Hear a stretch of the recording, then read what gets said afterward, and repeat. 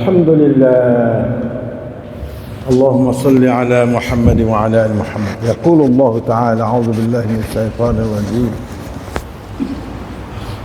ذلك الكتاب لا ريب فيه هدى للمتقين الذين يؤمنون بالغيب.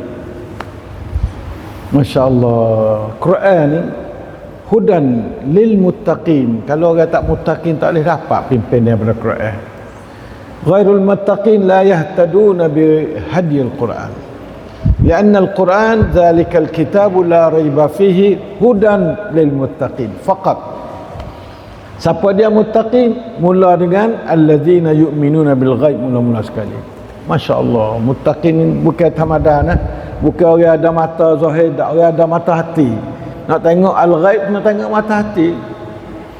Allah al-ghaib dah, Allah al-ghaib. Ka'annaka tarahu, dalam semaya an ta'budallah ka'annaka tarahu. Kaifa nara Allah? Bi'ainil al-qalb, bi'ainil iman. Ka'annaka, bukan menapa Allah tak. Itu ayat katanya alladzina yu'minuna bil ghaib. Yu'minuna bil ghaib. Hadha awal sifatil muttaqin. Awal sifat muttaqin ialah alladzina yu'minuna bil ghaib. Baru dia dapat hudan daripada Quran. Dan itu kita duk gonyoh tak tahu apa gitu. Baca malah gapo malah tak ada hudan, tak ada hudan daripada Quran.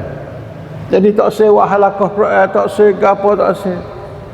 เพราะมันขาดหุดันจากอัลกุรอานเพราะเราไม่ได้เป็นมุตตะกินทำไมเราไม่เป็นมุตตะกินเพราะเราไม่ยุมินูนะบิลฆอยบ beriman dengan Allah tak sungguh. Orang beriman dengan Allah sungguh ni berasa tak Allah dengan ya semua.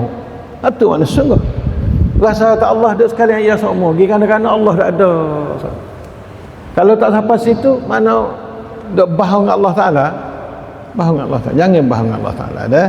Lepas tu sekali ayat dalam 5 ayat sifat al-muttaqin tu walladzina hum bil akhirati hum yuqinun. Tak itu. Akhirat ni ghaib tak? Ghaib. Orang yang beriman dengan hari akhirat yuqinun, bukan beriman, yuqinun, yakin. Allahumma atina imanan wa yaqinan. Suku yakin tu. Satu darajat pula yakin. Iman ni satu darajat dah. Ada satu mata tu baik dah. Kalau yakinan tu mata celak benar. Bil akhirati wa hum bil akhirati hum yuqinun. Itu di antara sifat al-muttaqinah. Mula dengan alladzina yu'minuna bil ghaib, su dengan wa hum bil akhirati hum yuqinun. Itu orang dapat pimpinan daripada Quran.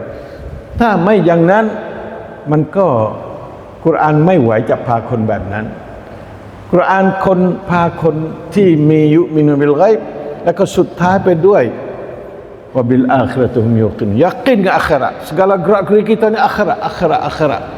Ngajar akhirat, ngaji akhirat, semaya akhirat, berjalan akhirat, tidur akhirat, makan akhirat. Tu yang al-akhirah. Tiap-tiap kali wabtaghi fima ataka Allahu ad-daral akhirah.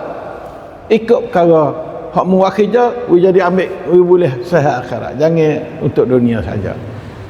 Kalau untuk dunia saja tu hawi dunia, tapi وهم بالآخرة هم خاسرون. يا وجد آخر أسا. نعوذ بالله من ذلك.